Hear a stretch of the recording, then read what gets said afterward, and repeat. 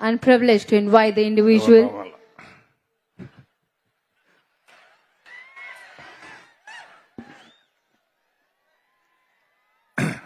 గౌరవనీయులు మిత్రులు ఉప ముఖ్యమంత్రి శ్రీ పవన్ కళ్యాణ్ గారు, హోంశాఖ మంత్రి గౌరవనీయురాలు అనిత గారు, director general of police boss గౌరవనీయులు హరీష్ గుప్తా గారు, ఇక్కడున్న పోలీస్ ఉన్నతాధికారులు, ఈరోజు కొత్తగా పోలీసులుగా నియమించి మిమ్మల్ని చూస్తా ఉంటే నాకు ఒక ధైర్యం వస్తా ఉంది. ఇక ఈ రాష్ట్రంలో లా అండ్ ఆర్డర్కు భరోసా వచ్చిందనే విశ్వాసం నాకు కల్పించారు మీరందరూ. అలాంటి నూతనమైన పోలీసులందరికీ, నియామకమైన పోలీసులకి వాళ్ళ తల్లిదండ్రులు చూస్తున్నా ఎంత ఆనందంగా ఉన్నారంటే, మీ ముఖంలో ఆనందం చూడడానికి నేను గాని పవన్ కళ్యాణ్ గారు గాని బీజేపీ ముగ్గురం కలిసి కూటమిగా ఏర్పడ్డాం. నేను అడుగుతున్నా ఈ కొండే వాళ్ళందరినీ, 1924లో ఎప్పుడైనా మీరు సంతోషంగా ఉన్నారా? ఇంత సంతోషమైన సంఘటన చూశారా అని మిమ్మల్ని అడుగుతున్నా. ఏం తమ్ముళ్ళు చూశారా మీరు? ఏమమ్మా చూశారా మీరు? ఏంటయ్యా పెద్దలందరూ మీరు చూశారని అడుగుతున్నా. మీరేమంటారు? దానికోసం మేము ఎన్నికల ముందు ఒక మాట చెప్పాం. ఈ రాష్ట్రం పూర్తిగా నష్టపోయింది. నష్టపోయిన రాష్ట్రాన్ని మళ్లీ ఘాటిన పెట్టాల్సిన బాధ్యత ఉంది. ఆ రోజు మేము ఇచ్చిన హామీ, ప్రతి ఒక్క యువతకు కూడా ఉద్యోగాలు ఇప్పించే బాధ్యత తీసుకుంటాం. మెగా డిఎస్సి పెడతాం, పెండింగ్ ఉండే ఉద్యోగాలు ఇస్తామని హామీ ఇచ్చాం. ఇచ్చిన హామీని నిలబెట్టుకున్నామా లేదా తమ్ముళ్ళు అని మిమ్మల్ని అడుగుతున్నా. ఈరోజు మీరు చూస్తే సివిల్ గాని ఏపీఎస్పీ కానిస్టేబుల్ గా ఎన్నికైన నా యువ కిషోరాలకి మనస్ఫూర్తిగా అభినందనలు. నేను ఆడబిడ్డలను చూసా, ఎంత దృఢ సంకల్పం ఉందంటే, మగ పిల్లలే కాదు మేము కూడా బ్రహ్మాండంగా పనిచేస్తామని ఒక అకుంఠితమైన దిశ చూపించిన ఆడబిడ్డలకు కూడా మనస్ఫూర్తిగా నమస్కారాలు, అభినందనలు. నేను చాలా సార్లు ఎక్కడన్నా వెళ్తే పిల్లల్ని అడుగుతాను, నువ్వు ఏమవుతావని అడుగుతాను. మెజారిటీ చెప్పేది నేను పోలీస్ అవుతానని. నేను ఎప్పటికప్పుడు అడిగేవాడిని, మీరు పోలీస్ అవుతామంటే అంటే లాఠీతో కొడదామని అడిగేవాడిని. కాదు, ప్రజల ప్రాణాలు కాపాడడానికి పోలీస్ అవుతానని పిల్లలు చెప్పారంటే అది పిల్లలకుండే పోలీసుల మీద నమ్మకం అని చెప్పి కూడా నేను మీకు తెలియజేస్తున్నా. ఈరోజు 4 ఏళ్లుగా వేచి చూశారు మీరు. నేను అడుగుతున్నా, పట్టుదలగా నుండుంటే కోర్టులో ఏదైనా స్టే ఉంటే వెకేట్ చేపించాలా లేదా అని అడుగుతున్నా. అలాంటిది 4 ఏళ్లుగా మీరు వెయిట్ చేస్తే ఈరోజు అనేక కోర్టు కేసులు వచ్చాయి. అన్ని కోర్టు కేసులు కూడా ఎక్కడికక్కడ పరిష్కారం చేశాం. మామూలుగా చూస్తే 1-2 కాదు, 31 కేసులు వేస్తే హైకోర్టు నుంచి సుప్రీంకోర్టు వరకు మీకు గాని ఉద్యోగం వస్తే నాకు పవన్ కళ్యాణ్కి మంచి పేరు వస్తుందని ఉద్యోగాలు రాకుండా అడ్డుకట్టేస్తే అడ్డుకట్టను అధిగమించి మీ అందరికీ ఉద్యోగాలు ఇప్పించిన ఘనత కూటమి ప్రభుత్వం. అవునా కాదా అని మిమ్మల్ని అడుగుతున్నా. 6100 మందికి రిక్రూట్మెంట్ నోటిఫికేషన్ ఇచ్చాం. 614 మంది ఈరోజు సెలెక్ట్ అయ్యారు. రేపు ట్రైనింగ్కి వెళ్తున్నారు. ట్రైనింగ్ అవుతానే మీరందరూ కూడా మళ్ళా ఉద్యోగానికి వస్తున్నారు. ఇందులో మీరు చూస్తే 3343 మంది సివిల్ కానిస్టేబుల్, ఏపీఎస్సిపి కానిస్టేబుల్ గా 2414 మంది. ఇంకో పక్క మహిళలు 993 మంది, 1000 మంది దగ్గర మహిళలే ఉన్నారు. ఆ ఆడబిడ్డలు చూస్తే నాకు ముచ్చటేస్తుంది. ఎంత ధైర్యంగా ఉన్నారంటే, నేనే ఒకప్పుడు మగ పిల్లలే కాదు ఆడపిల్లలు కూడా తక్కువ కాదని ఉద్యోగాల్లో 33%, చదువులో 33% రిజర్వేషన్లు పెడితే దాన్ని నిరూపించే విధంగా కడాన చాలా మంది అన్నారు, ఆడపిల్లలు కానిస్టేబుల్ అవుతారా అన్నారు. అవుతారు, అందుకే పెడుతున్నానంటే ఇటీవల కాలంలో వచ్చారు. నేను కానిస్టేబుల్ గానే కాదు, ఆర్టీసీలో కండక్టర్లుగా కూడా 33% పెట్టాలని పెట్టాను. కండక్టర్లు గానే కాదు, ఆర్టీసీలో డ్రైవర్లు కావాలని కోరుకున్నాను. కానీ ఆ ఒక్క కోరిక నెరవేరలేదు.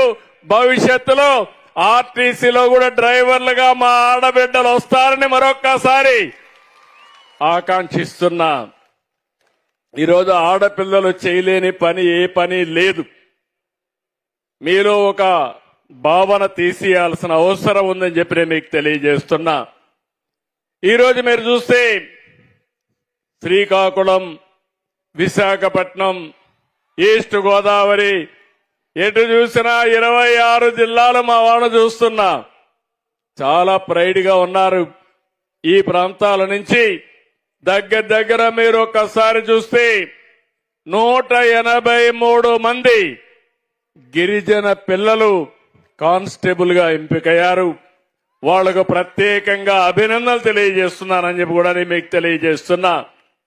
తమిళ ఉద్యోగాలు రావాలంటే ఎన్డీఏ కూటమి రావాలని మీరందరూ ఆకాంక్షించారు.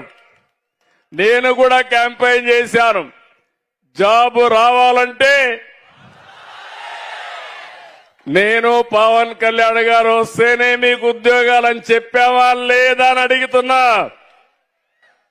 ఒకసారి చరిత్ర కూడా మీరు నెమరేసుకోవాల్సిన అవసరం ఉంది.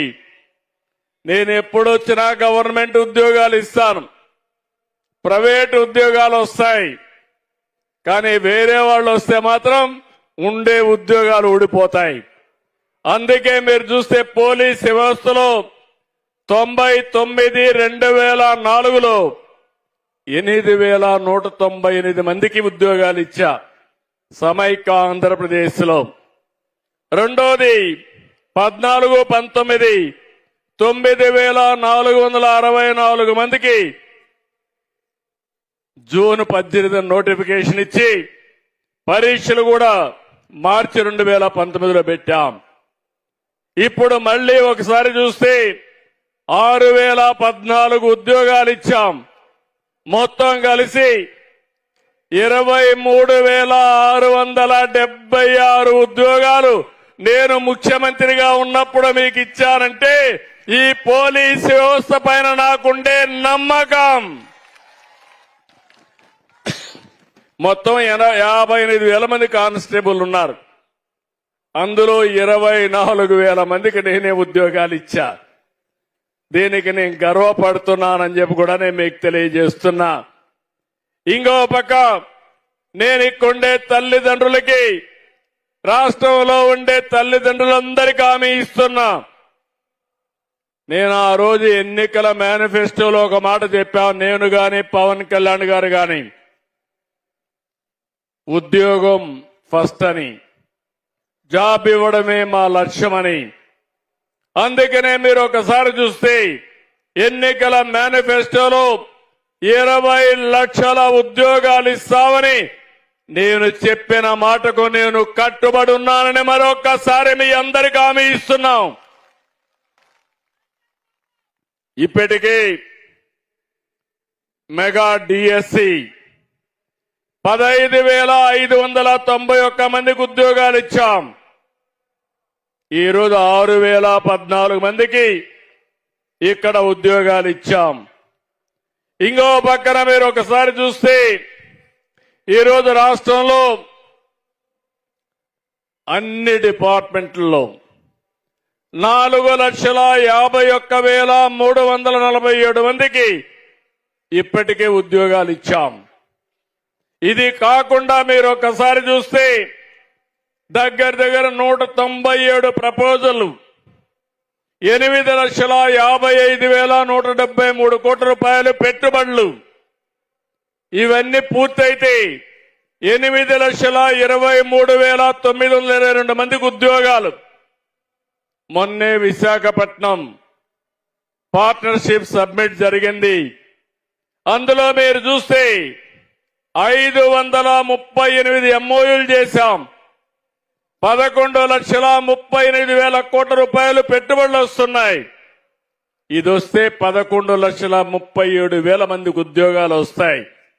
రెండు కలిపితే 735 పరిశ్రమలు 19,93,000 కోట్ల రూపాయలు ఉద్యోగాలు 22 లక్షల ఉద్యోగాలు సాధించి ప్రతి ఒక్కరికి రాష్ట్రంలో ఉండే పిల్లలకి ఉపాధి కల్పించే బాధ్యత మాది అని మరొకసారి హామీ ఇస్తున్నా.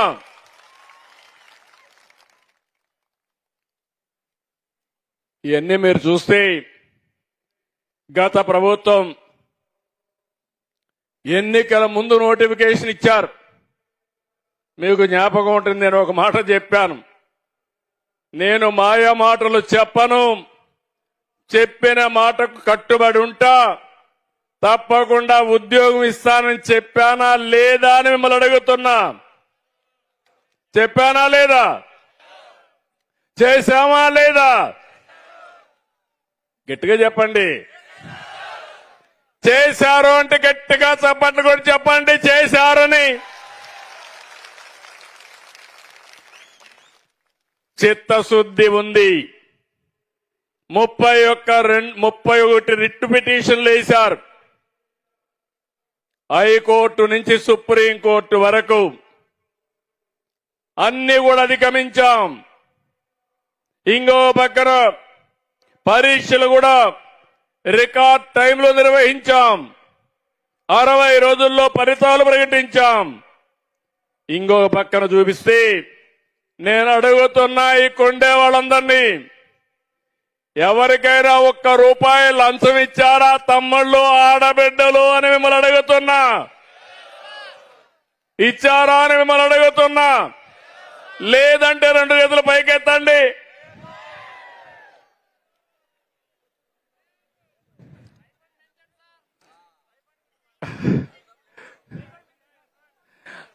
తప్పకుండా అవన్నీ ఆలోచించి మనం చేసుకుందాం.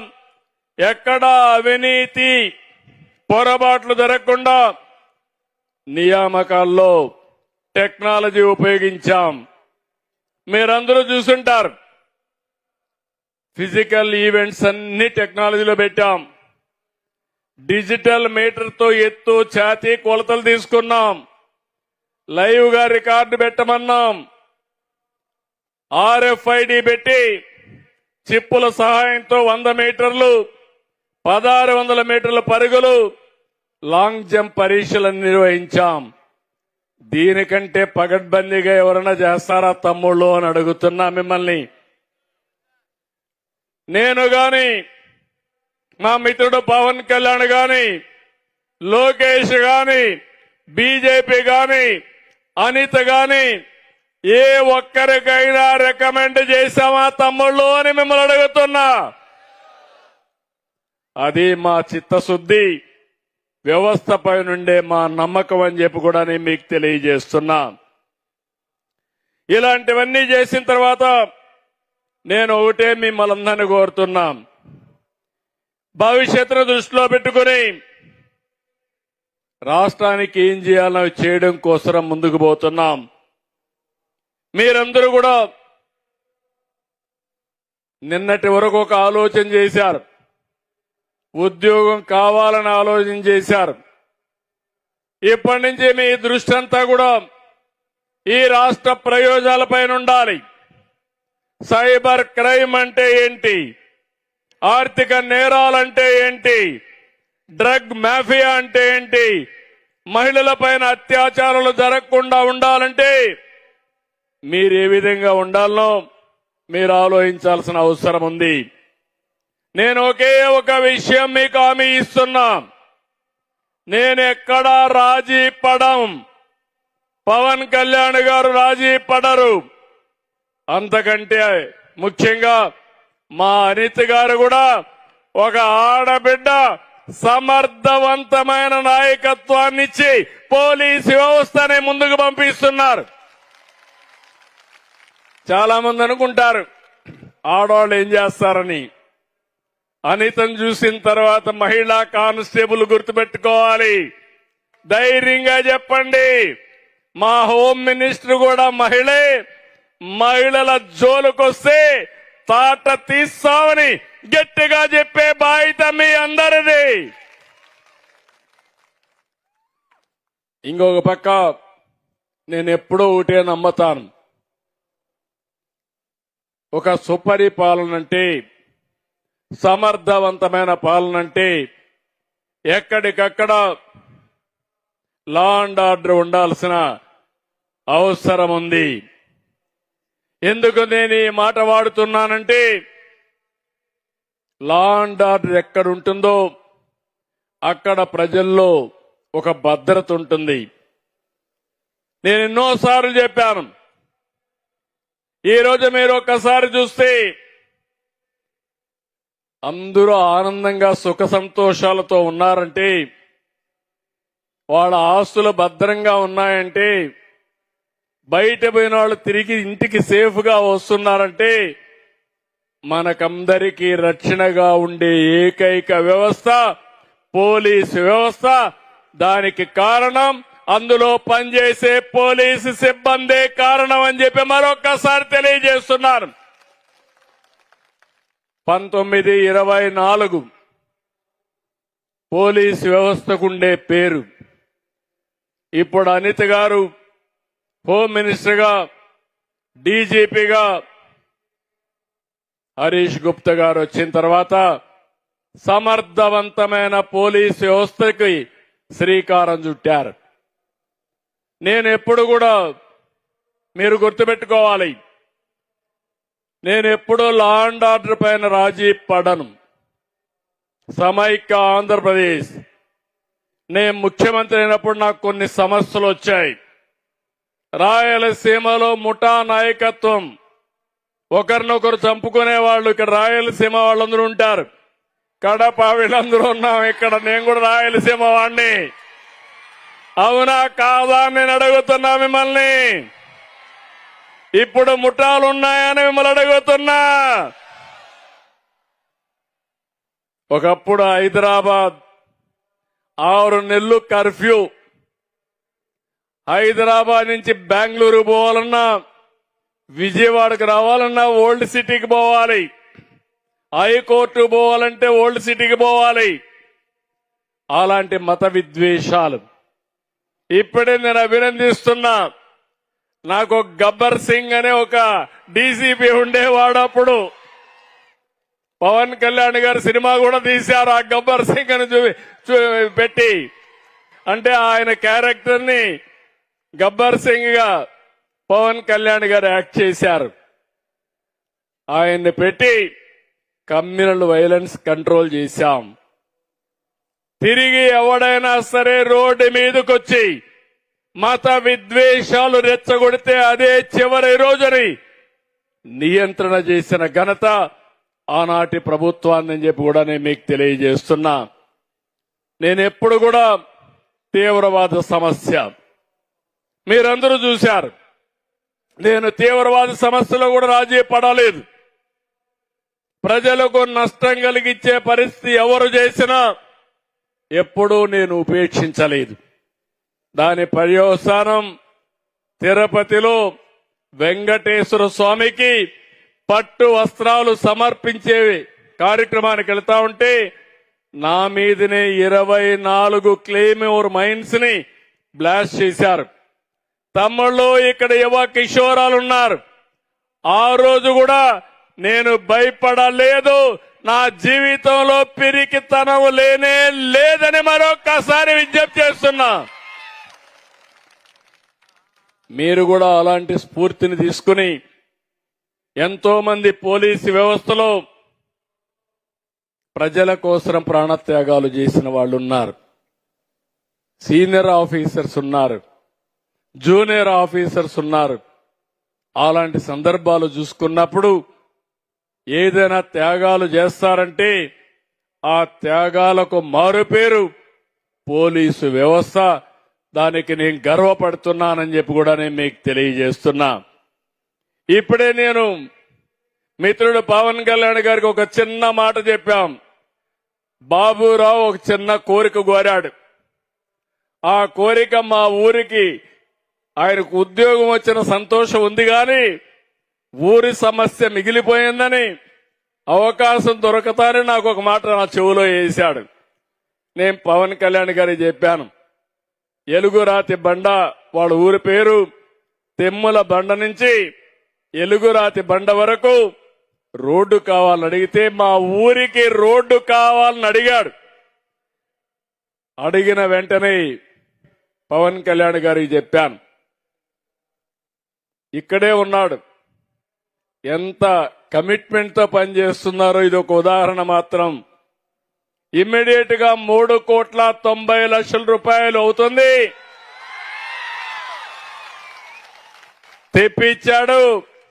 ఈ రోజే ఇంటికి పోతానే శాంక్షన్ కూడా చేసి పని కూడా ఇమ్మీడియట్ గా ప్రారంభిస్తారు. ఇది కూటమి ప్రభుత్వం యొక్క కమిట్మెంట్ అని అడుగుతున్నా. ఇలాంటి ప్రభుత్వం ఉంటే మా మీద విమర్శలు చేయడానికి కూడా చాలా మంది వస్తానే ఉంటారు. నేను ఒకటే మిమ్మల్ని అందరినీ కోరుతున్నా, విమర్శల కోసం చేస్తే దానివల్ల ఫలితాలు రావు. చిత్తశుద్ధుండి పనిచేసినప్పుడు మీరు కూడా గుర్తుపెట్టుకోవాల్సింది, ఏ ప్రభుత్వం వల్ల మీ జీవితాలకు మంచి జరుగుతుందో, మీ జీవన ప్రమాణాలు పెరుగుతాయో మీరందరూ కూడా గుర్తుపెట్టుకోవాల్సిన అవసరం ఉందని చెప్పి కూడా నేను మీకు తెలియజేస్తున్నా. సూపర్ 6 చెప్పాం, సూపర్ హిట్ చేశామా లేదా అని మిమ్మల్ని అడుగుతున్నా. ఇప్పుడు ఇక్కడ కానిస్టేబుల్ ఉద్యోగాలు వచ్చిన దానికి మీకు హ్యాపీ, సూపర్ 6 చేసిన దానికి మీ కుటుంబానికి కూడా హ్యాపీ. పెద్దలందరూ ఉన్నారు. ఎప్పుడూ ఇవ్వనన్ని సంక్షేమ కార్యక్రమాలకు నాంది పలికాం. 18 నెలలు చరిత్ర సృష్టించామని చెప్పి కూడా నేను మీకు తెలియజేస్తున్నా. ఈ రోజు నేను ఒకటే మిమ్మల్ని కోరుతున్నాను, అందరిని అడిగాను. Highly qualified MTech, MSc, BSc, MA, BEd బాగా చదువుకున్నారు. అందరికీ టెక్నాలజీ మీద పట్టుంది. నేను ఒకటే మిమ్మల్ని అందరినీ కోరుతున్నాను, ఎన్నోసార్లు చెప్పాను, ఒకప్పుడు మనందరం హార్డ్ వర్క్ చేసేవాళ్ళం. ఇప్పుడు హార్డ్ వర్కే కాదు, స్మార్ట్ వర్క్ చేయాల్సిన అవసరం ఉంది. పోలీస్ వ్యవస్థకు మీకు ఒకటే విజ్ఞప్తి చేస్తున్నా, ఇందులో మీరు చూడాల్సింది ఇన్విజిబుల్ పోలీస్ కనపడకూడదు, విజిబుల్ పోలీసింగ్. మీది మూడో నేత్రంగా ఉండాలి. ఎవడైనా తప్పు చేస్తే చొక్కా పట్టుకోవాలి. మీరు కనపడకుండానే ఆ పని చేసే శక్తి, సామర్థ్యం మీకు రావాలని మనస్ఫూర్తిగా ఆకాంక్షిస్తున్నాను. ఈరోజు సింగపూర్ ఉంది, రోడ్లు ఎక్కడ పోలీసులే కనపడరు. మనం అందరం అనుకుంటాం ఎవడో కనపడలేదు కాబట్టి దారి మళ్ళిచ్చి పోదాం, రాంగ్ రూట్లో పోదామని. రాంగ్ రూట్లో పోతానే చొక్కా పట్టుకునే పరిస్థితిలో ఉంటారు. ఎయిర్పోర్ట్ లో చూస్తే ఎవడు పోలీసే ఉండడు. ఎక్కడ చూసినా నిఘా కేంద్రాలు ఉంటాయి. ఎవడన్నా తప్పు చేసి 2 నిమిషాల్లో పట్టుకోవడమే కాదు, తప్పు చేసిన వాడు మళ్ళా కనపడడు. అలాంటివన్నీ చేసే పరిస్థితికి వస్తున్నారు. ఈ రోజు నేను మిమ్మల్ని అందరినీ ఒకటే కోరుతున్న, టెక్నాలజీ ఉపయోగిద్దాం. PPP నేరాల నియంత్రణలో ఈ విధానం మీరు పాటించాలి. ప్రిడిక్టివ్, ముందుగానే ఊహించుకోవాలి. ఒకప్పుడు తీవ్రవాద సమస్య నాకు, ఆ తర్వాత ముఠా కక్షలు, ఆ తర్వాత కమ్యూనల్ వైలెన్స్, ఇప్పుడు రాజకీయ ముసుగులో నేరాలు చేసే రాజకీయ రౌడీలు తయారయ్యారు. అంటే నేను ఈయన మంచోడని చెప్పి వదిలిపెట్టాను అనుకోండి రాజకీయ నాయకుల్ని. నాలాంటి వాడికి కొన్ని గుణపాఠాలు కూడా ఉన్నాయి. పోలీసు వ్యవస్థ కాబట్టి మీకు చెప్తున్నాను, పోలీసు వ్యవస్థ ఎప్పటికప్పుడు అప్రమత్తంగా ఉండాలి, జాగ్రత్తగా ఉండాలి. మీ నీడను కూడా మీరు నమ్మకుండా ఉండాలి. నేను నమ్మి మోసపోయాను. 2019 ఒక చిన్న ఉదాహరణ చెప్తాను మీకు. 2019 ఎన్నికలు వచ్చాయి. అభ్యర్థుల ఎంపికలో బిజీగా ఉన్నాను. తెల్లవారితో నిద్ర లేస్తాను, ఒక చీటీ వచ్చింది. వివేకానంద రెడ్డి గారు గుండెపోటుతో చనిపోయాడు.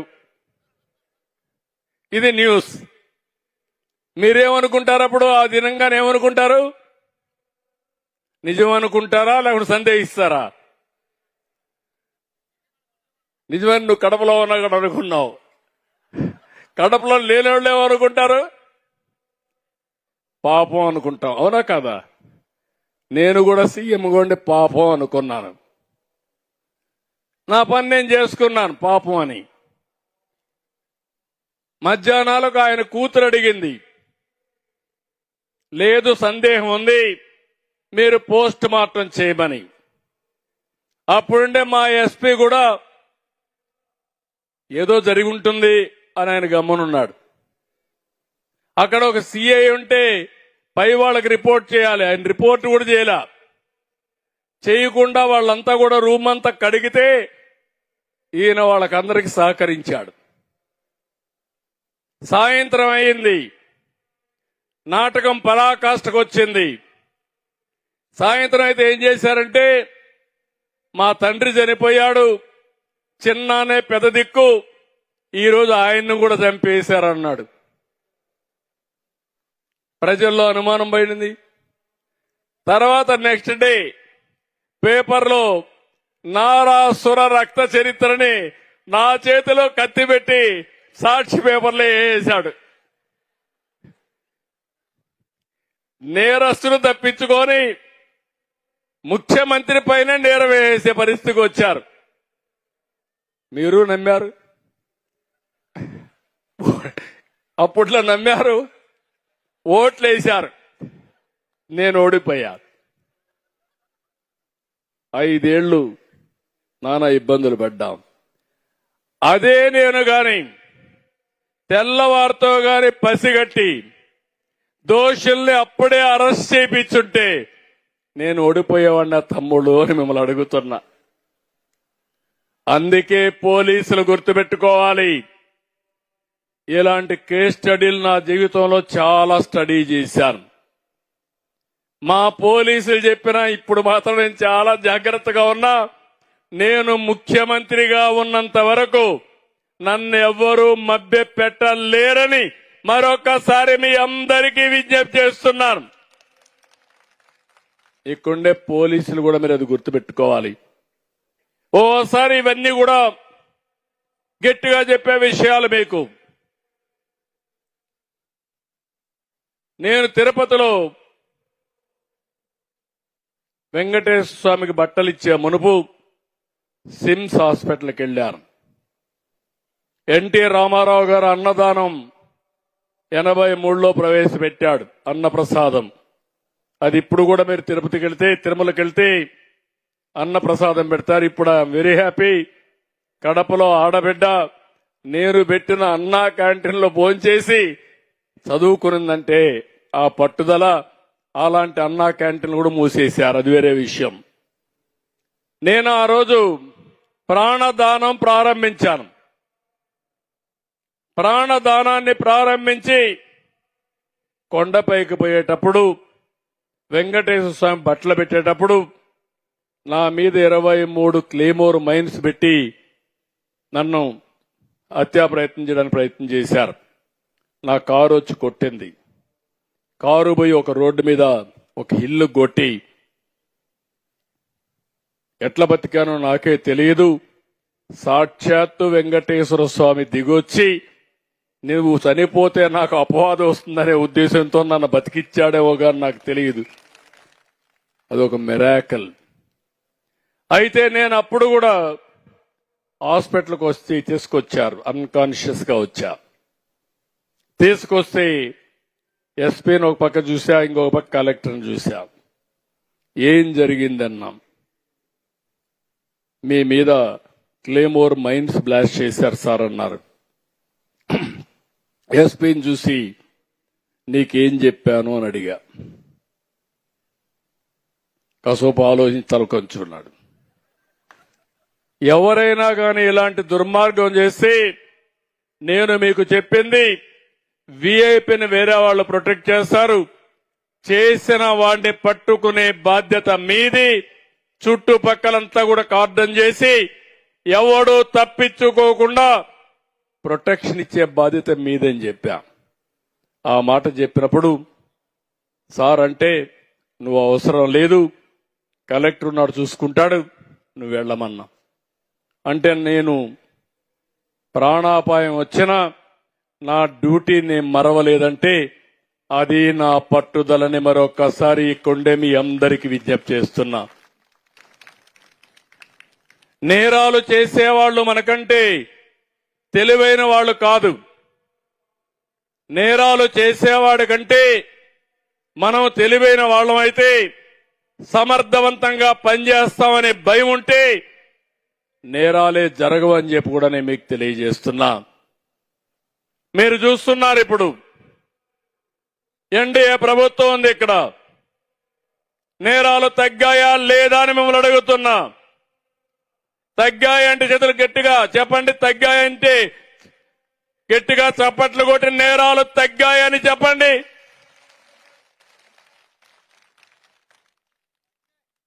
నేను ఒకే మాట చెప్పాను, ఎవడైనా సరే నా ఆడబిడ్డల జోలుకొస్తే అదే చివరి రోజు మీకని హెచ్చరించాను.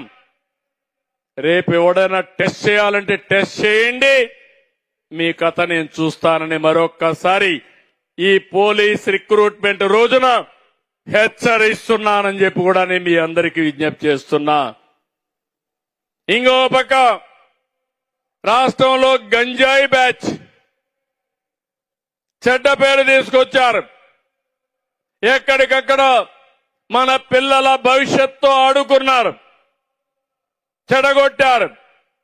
ఎన్నికల కంటే ముందు ఒక మాట చెప్పేవాడిని, లా అండ్ ఆర్డర్ కంట్రోల్ చేస్తాను, కానీ గంజాయికి అలవాటైన వాడిని మాత్రం నియంత్రణ చేయాలంటే టైం పడుతుంది. అలవాటు అయిపోయింది. సాయంత్రం అయితే గంజాయి తీసుకోకపోతే పిచ్చెక్కుతుంది. వీళ్ళని మార్చాలంటే చాలా టైం పడుతుందని చెప్పా. అయినా వదిలిపెట్టడంలో ఏజెన్సీ మొత్తం డ్రోన్స్ పంపించి ఎక్కడ గంజాయి ఉందో మొత్తం వెరిఫై చేసి ఉక్కు పాదంతో గంజాయి లేకుండా చేసేదానికి ప్రయత్నం చేస్తున్నాం. నేను ఒకటే హామీ ఇస్తున్నా, ఎక్కడా ఇది జరగదని చెప్పి కూడా నేను మీకు తెలియజేస్తున్నా. మూడోది రౌడీయిజం. చిన్న రౌడీలకి పెద్ద రౌడీలకి మా పోలీసుల ద్వారా కొత్త సైన్యం వచ్చారు కాబట్టి, మీరు ఒక ధైర్యం ఇచ్చారు కాబట్టి వాళ్ళకు కూడా హెచ్చరిక చేస్తున్నా. ఎవడైనా రౌడీజం చేస్తే ఈ రాష్ట్రంలో ఉండడానికి అర్హత లేదు. ఒకప్పుడు ఆంధ్రప్రదేశ్ లో ఎవడన్నా రౌడీలు చేస్తే చోటా మోటా రౌడీల్ని రాష్ట్రం నుంచి బయట పంపించేశారు. ఆ దెబ్బతో ఎవడూ రౌడీలు చేయడం మానేశాడు. ఇప్పుడు కూడా దానికి కట్టుబడి ఉన్నానని చెప్పి కూడా నేను మీకు తెలియజేస్తున్నా. మీలో కావాల్సింది ఎక్కడికక్కడ ఆలోచించండి. నేరాలు మారుతున్నాయి. మారిన నేరాలు అర్థం చేసుకుని మీరంతా కూడా ప్రిడిక్టివ్ గా ముందుకు పోవాలి, అంచనాలు వేసుకోవాలి. క్రియాశీలకంగా మీరు ఆలోచించుకోవాల్సిన అవసరం ఉంది.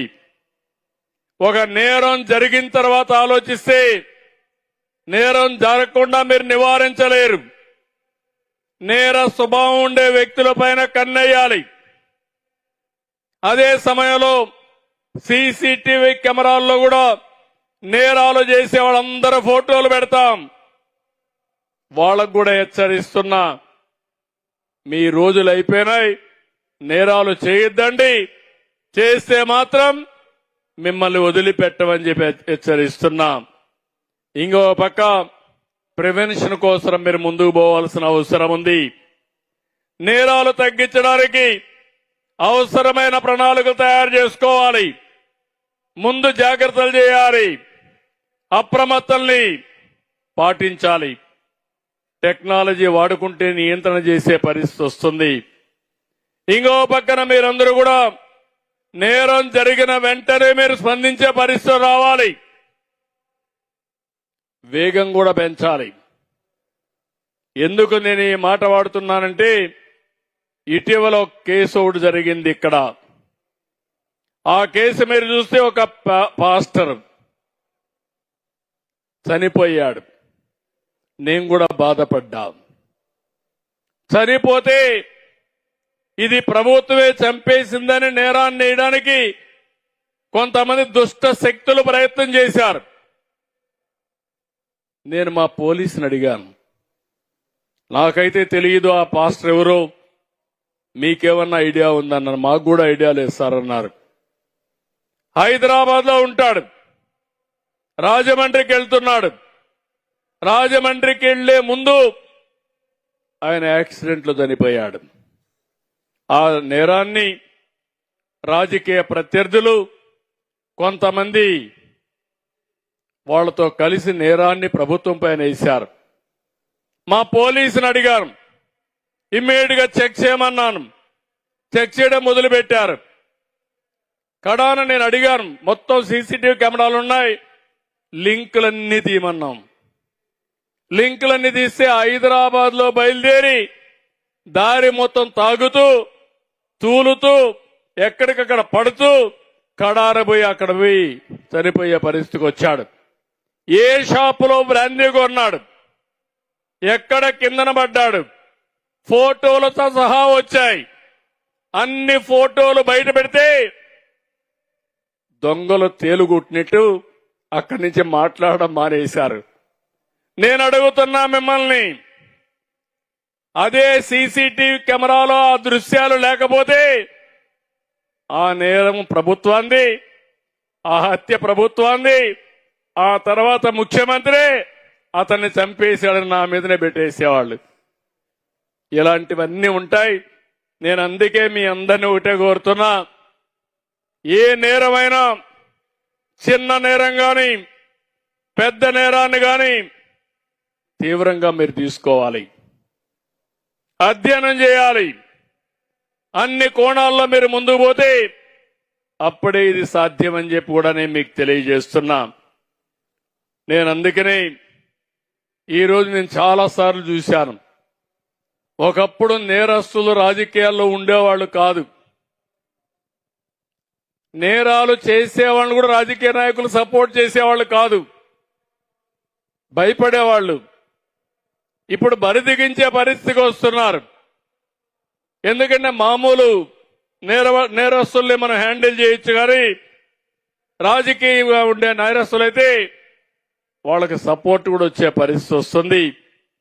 కానీ ఒకే ఒక విషయం ఈరోజు ఇక్కడ కోరుతున్నా, నేను ఎక్కడా రాజీ పడను.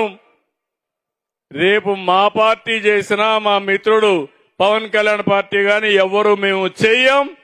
చేస్తే అలాంటి నేరస్తులకి పూర్తిగా సహకరించమని మరొకసారి మీ అందరికీ విజ్ఞప్తి చేస్తున్నా. మాకు స్టేట్ ఫస్ట్, ప్రజలకు ఎక్కడ కూడా అసౌకర్యం కలగడానికి వీలు లేదు. రాష్ట్ర భద్రతకే మా ప్రాధాన్యత. అందుకే నేను మిమ్మల్ని అందరినీ కోరుతున్నా. ఇటీవల కొన్ని చూసే నాకు ఆశ్చర్యం వేస్తుంది. లేడీ డాన్స్ తయారైపోయారు. మహిళల్లో ఈ రౌడీలు ఉంటారు నేను ఊహించలేదు. మనుషులు కూడా చంపించే పరిస్థితికి వస్తున్నారు. పెద్ద పెద్ద నాయకుల్ని మేనేజ్ చేసే పరిస్థితికి వస్తున్నారు. అవన్నీ చూస్తే నాకే ఆశ్చర్యం వేస్తా ఉంది. 5 ఏళ్లలో ఎంత పతనావస్థకి వెళ్లిపోయావని. మామూలుగా లేడీస్ అంటే నాకు చాలా గౌరవం, వాళ్ళు ఎప్పుడు రారని. అలాంటి వాళ్ళను కూడా అడ్డం పెట్టి గంజాయి గాని ఎక్కడికక్కడ రౌడీజం చేయడం, భూ కబ్జాలు చేయడం, ఇవన్నీ చేసే పరిస్థితికి వచ్చారు. అందుకే ఈరోజు పోలీసులకు పూర్తి స్వేచ్ఛ ఇచ్చాం. మళ్లీ చెప్తున్నా, సమర్థులకి పెద్దపీట వేస్తాం. ఈ రోజు ఇక్కడికి వచ్చిన యువతను చూసా, ఆడబిడ్డలను చూసా, ఒక నమ్మకం వచ్చింది. నేను ఒకటే మిమ్మల్ని అందరినీ కోరుతున్నా, ఈ రాష్ట్రాన్ని వెల్తీ, హెల్తీ, హ్యాపీ సమాజాన్ని తయారు చేయాలని నేను ముందుకు పోతున్నా. దానికి కావాల్సింది లా అండ్ ఆర్డర్, శాంతి భద్రత. ఇక్కడ రాజీ లేదు. ఏ సంఘటన జరగకుండా చూసుకోవడం ఒక బాధ్యతగా తీసుకుంటాం. అలాంటి పవిత్రమైన కార్యక్రమాన్ని నేను తీసుకున్నప్పుడు మా యువ కిషోరాలు, యువ పోలీస్ పూర్తిగా సహకరించండి. మీ గౌరవాన్ని పెంచే బాధ్యత నాది. ప్రజలకు రక్షణ ఇచ్చే బాధ్యత మీదని మరొకసారి మీ అందరికీ విజ్ఞప్తి చేస్తున్నాను. చేస్తారా అని మిమ్మల్ని అడుగుతున్నా. నమ్మకమా అని మిమ్మల్ని అడుగుతున్నా. నమ్మకం అంటే 6,000 చేతుల పైకెత్తండి.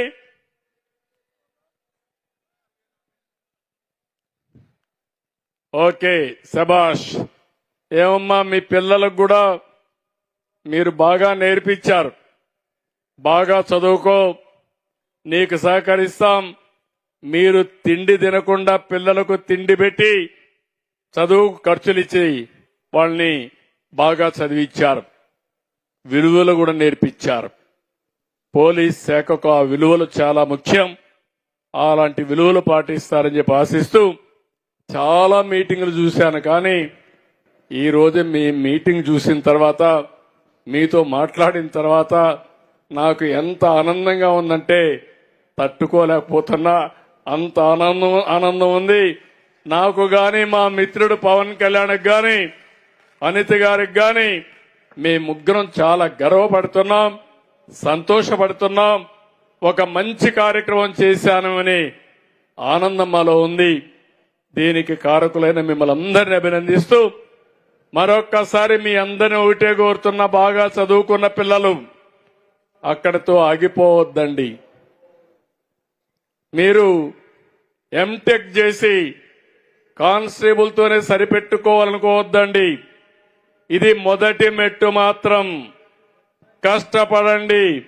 నేను కూడా మీలాంటి సాధారణ కుటుంబంలో పుట్టిన వ్యక్తినే. ఈరోజు సుపరిపాలనకు నాంది పలికి ఒక ముఖ్యమంత్రిగా సుదీర్ఘంగా ఉన్నానంటే అది నా పట్టుదలే కారణం. పవన్ కళ్యాణ్ గారిని చూశారు. ఆయన కూడా ఒక సాధారణ కుటుంబంలో, ఒక కానిస్టేబుల్ కుటుంబంలో పుట్టి తర్వాత వాళ్ళ తండ్రి కూడా పైకి వచ్చారు. సినిమాల్లో బ్రహ్మాండంగా రాణించారు. ప్రజాసేవకు ఇప్పుడు వచ్చారు. డిప్యూటీ సీఎంగా అయ్యారు. ఈ విషయాలు మీరు గుర్తుపెట్టుకోవాల్సిన అవసరం ఉంది. మనుషుల్లో శక్తులున్నాయి. ఆ శక్తికి సానబెట్టిన ప్రతి ఒక్కరు కూడా రాణిస్తారు. సానబెట్టడం ఆగిపోతే మీకు నెక్స్ట్ స్టెప్ కనపడదు, అక్కడే ఉండిపోతారు. ఇది గుర్తుపెట్టుకోవాల్సి కోరుకుంటూ మరొక్కసారి అందరికీ మనస్ఫూర్తిగా కంగ్రాచులేషన్ చెప్తూ, అభినందనలు చెప్తూ, అందరిని కూడా అభినందిస్తూ, మీ అందరికి కూడా నాకంటే చాలా మంది పిల్లలు కాబట్టి నిండు మనసుతో ఆశీర్వదిస్తూ all the best, congratulations, good luck and also happy life. తొందరలోనే న్యూ ఇయర్ వస్తా ఉంది.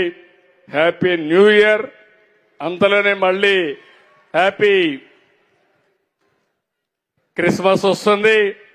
అది అవుతానే హ్యాపీ సంక్రాంతి వస్తుంది. ఈ రెండే కాకుండా నిజమైన పండుగ ఈరోజు మీ అందరికీ ఉద్యోగాలు రావడం, అలాంటి పండగ రోజు మీ అందరితో గడపడం నా అదృష్టంగా భావిస్తూ అందరికీ నమస్కారాలు. జై హింద్, జై హింద్, జై భారత్, జై తెలుగు తల్లి. నేను ఎప్పుడు మూడు మాట్లాడుతూ ఉంటాను. జై హింద్, జై భారత్, దేశం ఉండాలి. జై తెలుగు తల్లి, తెలుగు గడ్డ. ఈ గడ్డ ముందు పుట్టిన మీరందరూ బ్రహ్మాండమైన సిటిజన్స్ గా తయారు కావాలి. అందుకే స్వర్ణాంధ్రప్రదేశ్ విజన్ తయారు చేశాం. 2047కి ఒక స్వర్ణాంధ్రప్రదేశ్ దిశగా ఈ రాష్ట్రాన్ని ముందుకు తీసుకుపోయే బాధ్యత తీసుకుంటాం. 4 సార్లు ముఖ్యమంత్రి అయ్యాను గాని ఈసారి ఎంత ఫాస్ట్ గా చేస్తుందని మీరే చూస్తుంటారు. చేస్తున్నామా చేస్తున్నామంటే చేతుల పైకెత్తండి. గుడ్. మీరిచ్చే ఇలాంటి బ్లెస్సింగ్సే మాకందరికీ ఆశీర్వాదాలు. దానికి మరొక్కసారి అభినందనలు, ధన్యవాదాలు. Thank you. అందరికి నమస్కారాలు. Thank you sir, thank you very much. అత్యంత అద్భుతమైన సందేశం ద్వారా అందరిలోనూ నూతన ఉత్తేజాన్ని నింపి ఎప్పుడో వచ్చే పండగ కాదు, ఈ రోజే 6,000 కుటుంబాల కళ్లల్లో వెలుగుల విరజిల్లుతున్నాయి.